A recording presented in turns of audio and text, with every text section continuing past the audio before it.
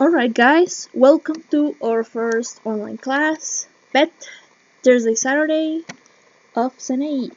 So as to guide you, we have a little index over here, general instructions, warm-up recap, classwork, and homework. All of them with a color, so if you want to go back to anything, you can just go back to where the color is and you'll find the things. Alright, so let's start. General instructions. Now first, I want to give you some tips. As you know, I am an online student myself, but as of a long time ago, I started studying university online, so I have some tips for you. First, establish and follow a schedule for your activities. So decide, I am going to be doing this every day or every Wednesday from 4 to 6. Give yourself a specific time. Just saying, I'm going to do a little here and a little there is going to distract you. Close any other windows in your browser and clear your desk, save up your phone. Anything that you can do, take it as seriously as a real class so you can focus better. Take notes as you need them. While all information is online, it's always going to be in the cloud. It's more convenient for you to have it in your notebook instead of having to open every single video, every single thing all the time. If you put it all in your notebook, it's easier to find. Now, a new way of work. This is new for you, this is new for me to use. As you know, you have found this video in the Facebook group of our beloved school, CENEI. But I want to introduce something else for you. Google Classroom. Now, this is very easy to use. If you have a YouTube account, it's most likely that you have a Google account. With this Google account, this Google email, you can access to classroomgoogle.com and enter this code, you will get in the class. What is in here? It's going to be some announcements. These same videos that we're putting in the Facebook page are going to be there, and you can comment on it. You can comment, you can give me answers, you can give me questions. I will answer you by there if you want to contact me. So it's very important that if you can, please access that platform.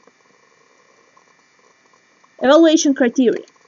Now, before we used to handle Classroom 20%, which was the student book, workbook, and notebook, Portfolio 20%, which was project, writings, and quizzes, and exam 60%. Now, this is going to change a little. Now, we are going to take Classroom. We are not sure if we're going to stay at 20%. It may be more, it may be less. But definitely it's going to be all the student book. Only the student book that we are going to answer here in class. Portfolio, again, may increase. It is going to be the workbook and the content that you work in your notebook according to these videos. The exam will be readjusted. It may be repeated from last semester. We are not sure yet. Depends on when do we come back from holidays. Well, from this break, I guess. Not break, you know. So it's up to the air for now, but don't worry, we'll sort it out. Warm up.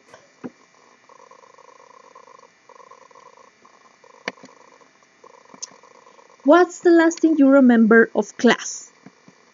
Have you opened your books this past month? Where were we left?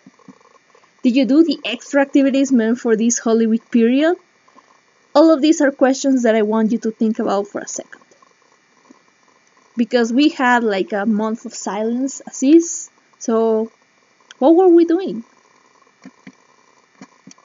It's a little time for a recap. Take out your notebook, student book, and workbook please, wherever you have them. If you have access to them, let's take them out and check out what were we doing. A student book, we were tackling Unit 8 of page 92 and 93. Effective communication.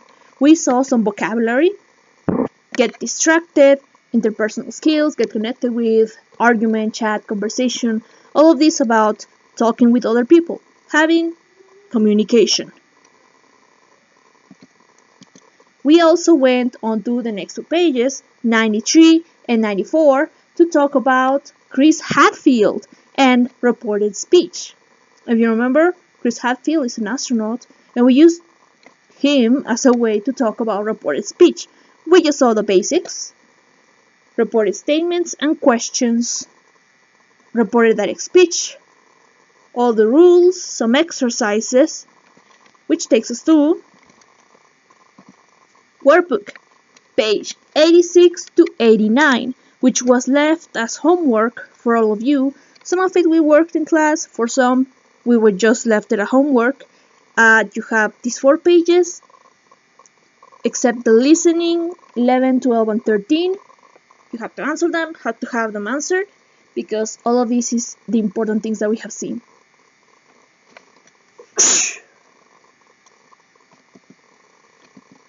Extra activities. Now, if you saw the page all the way back in March, well, where this began, the principal made us the favor of updating a little Drive folder. Yes, we have a pet portfolio there for units 7 and 8, which is what this period covers. Yes. Now, it's kind of intimidating, 20 pages, yes, but it really does cover everything from unit 7 and 8. It's really good for you. If you haven't seen it, please do check it out at least, because only 13 out of these 20 pages are actually activities. Yes, the rest is more information that is useful for you, reviews, etc. etc. So, important that you have it in hand. A student book. Now turn to page 97 of your student book. We are going to be talking about intercultural communication, unit 8, lesson B. As you can see, this is a reading lesson, so we are going to be reading a little bit. Also, please take your notebook for exercise 1. Exercise 1 says, you are going to read an article about what happened when students from different nationalities spend time together. Discuss the questions. Use these adjectives and your own ideas. We have a little box. Direct, emotional, formal, honest, patient, polite, and rude. And we have 2 questions that I want you to answer in your notebook.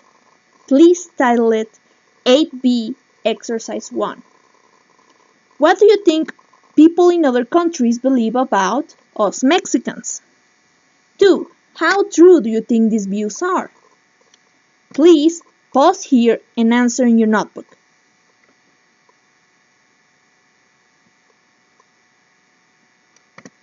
Alright, we cannot really discuss this, but I am going to think about some ideas I have.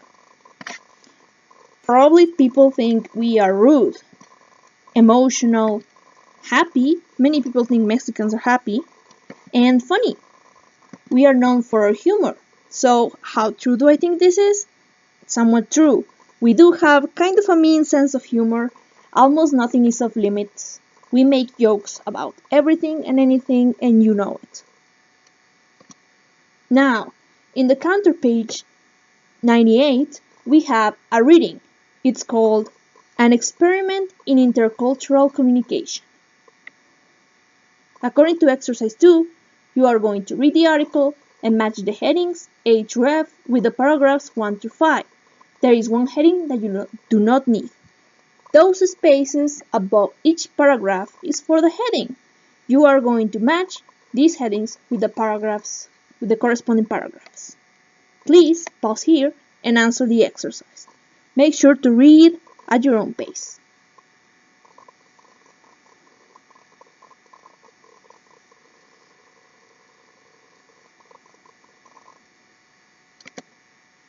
Alright, let's check this together. Paragraph 1 talks about how communication is taught as a one-way process, when in fact it's very interactive. So, number 1 makes sense, that is letter B, a two-way thing, because communication is not just one way, it's 2 ways. Paragraph number 2 talks about different peoples from different countries coming together. So, it makes sense that let's get together, it's the answer for number 2. Letter A. Number 3. is talking about how some stereotypes, people had some stereotypes about the other people. So, and the stereotype is an opinion that you have of someone. So, the answer is letter F. Accurate opinions? We don't know if some stereotypes are true or not until we find ourselves. Number 4 talks about how not everyone is fluent in English and some of them have different sounds and different ways to interact. So, letter E, communicating without words, it's the answer. And for number 5, talks about how one of the Chinese groups was surprised by how Americans were, and some others were understanding how other people were different, right? So the answer is letter D, communication styles. Everyone has a different way to talk and communicate. Of course, the one we didn't use is letter C. Let's move on to exercise 3. Read the article again. Are the sentences true or false, or is the information not given? We have 9 sentences that we have to mark as true or false. Please read again and pause here to answer the exercise.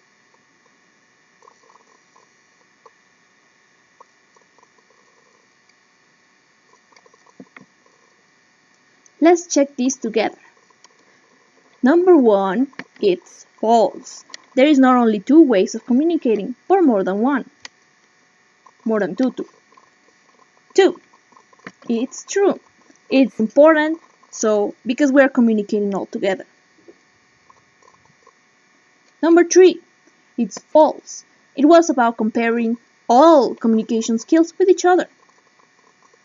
4, it's true. They were being a little tense about not knowing what is going to happen, right?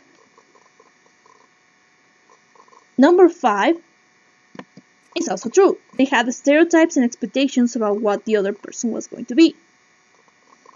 Number 6, it's false. It wasn't that he wasn't listening to him, it's that the he was given meant different things to each of them.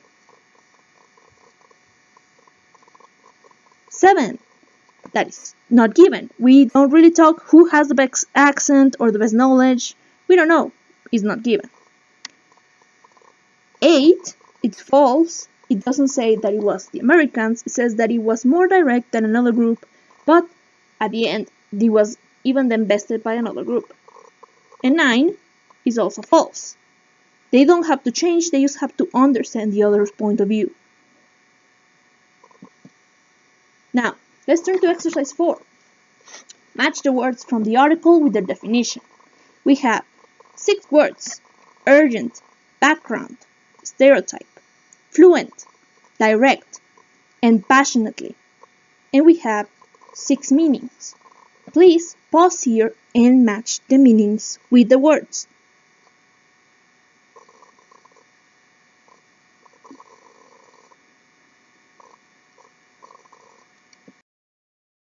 Alright, let's check this together. Number 1, urgent, is of course letter D, important, high priority, it's urgent. Number 2, background, it's letter A, everything about your story, how you grow up, your family, your culture, is your background. Number 3, a stereotype, is of course letter B, set ideas about people or nationalities often not true.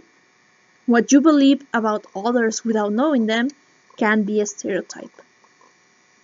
4, fluent, it's letter F.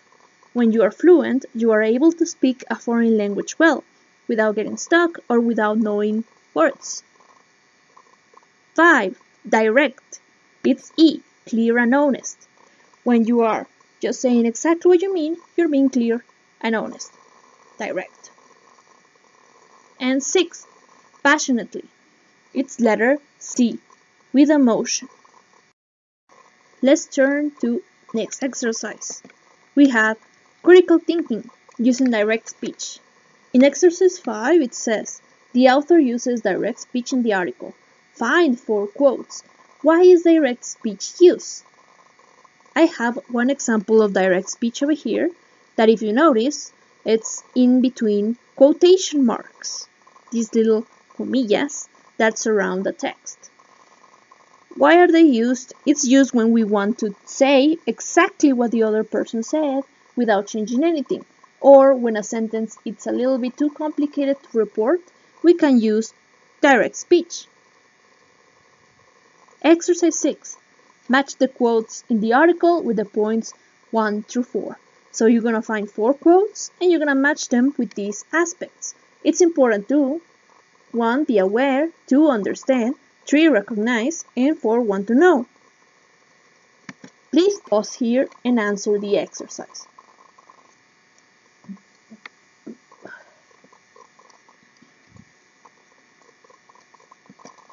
Alright, we are going to move on to vocabulary building. We're going to see negative prefixes.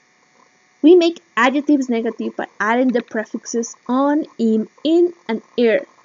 Over here we have comfortable, uncomfortable, polite, impolite, correct and incorrect, responsible and irresponsible as examples of this. Now, in your portfolio, we have a little bit more expanded with rules. We explain this a little bit more. On may begin with a vowel or a consonant. In always begins with the letter M or P, like immobile or imperfect. In can begin with a vowel except I and U or a consonant, and ear also can begin with a vowel except I and U or a consonant. It's kind of hard to really get the rules, so you're really going to be learning as we go which words use what. Knowing this, you are going to work on exercise 7 and exercise 8. Exercise 7 says, add the correct prefix to make each adjective negative. And we have 10 words here that you have to add the prefix. And we also have exercise 8. Choose the correct option to complete each sentence. So you have to choose if you need the positive word or you need the negative word. Please pause here and answer the exercise.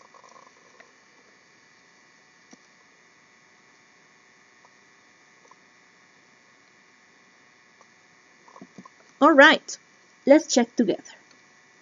Number 1, impatient. Number 2, unaware. Number 3, indirect. Number 4, unusual. Number 3, informal. Number 4, impersonal. Number 7, irregular. Number 8, impossible. Number 9, irrelevant. And number 10, untrue. 8. Choose the correct option. We have this intercultural experiment was quite unusual. 2. The Americans were surprised at how personal. 3. The Moroccans realized their ideas about stereotypes were untrue. Eleni was unaware. She was annoying Yahoo. 5. Behavior that is normal in one culture can appear impolite in other cultures. 6. It is important to be patient when you communicate with people from other cultures. 7. Chinese people probably think Moroccans are quite direct. Alright, now let's work on exercise 9, my perspective. We would usually discuss the questions, but you are going to answer these 3 questions in your notebook as 8B exercise 2. We have 3 questions over here that I am giving to you. Number 1, have you ever talked to someone from another country? If you have, do you have any problems or misunderstandings? If you haven't, do you think there would be misunderstandings? 2, what do you think is the biggest challenge in intercultural understanding from different countries, besides language? Let's think we all speak English. What would be the biggest problem? 3. What are some ways to increase intercultural understanding between people from different countries? All of these questions, please answer in your notebook. Pause here The title is 8B Exercise 2, and please make your answers at least one sentence long.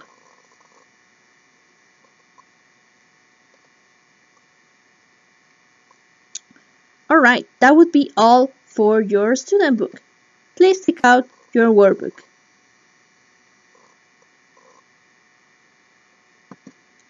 Now, workbook pages 90 and 91 are going to be your homework. As you can see, it's 4 exercises and 1 reading, which is Do Plants Talk? Based on these readings, you are going to answer Exercise 1. Read the statements. Are the sentences true, false, or is the information not given? Of course, according to the lecture. 2. Read the text and match the paragraphs 1 through 5 with the main ideas, A through G. You may use the number more than once, so all these letters can have multiple numbers as answers. Number 3. Read the text again and match the statements 1 through 5 with the place or person, A through E. And finally, complete the sentences with these negative prefixes and the adjectives in parentheses. You may use the prefixes more than once, so it's not just one in or one ear, but it can be multiple. Alright, that would be everything for the class of today. I hope you had an easy time, that you answer everything, and I'll see you next class. Thank you.